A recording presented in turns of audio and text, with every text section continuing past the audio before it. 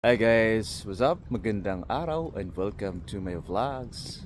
Ayan, so guys, papunta na po tayo sa work at napadaan po tayo dito sa Rhine River, ang ating paboritong tambayan sapagkat napakaganda ng sikat ng araw ngayon. So it's already summertime at ayan, napahinto tayo dito kasi alam mo yun, napaka-relaxing. By the way, alas 8 pa lang ng umaga dito guys.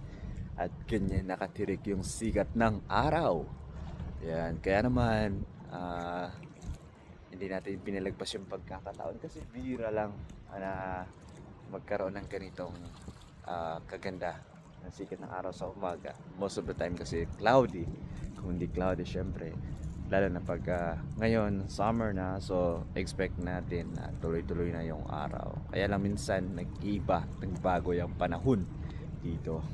Yung akala mong summer na pero feeling mo, pakiramdam mo parang ano pa rin, winter kasi nagbabago yung temperature. Yan, 'di ba? Parang nasa Manila Bay lang.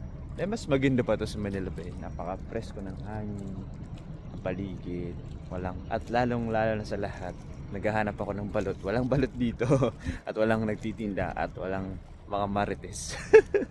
Ayan, guys. So, ayan lang. Maraming salamat and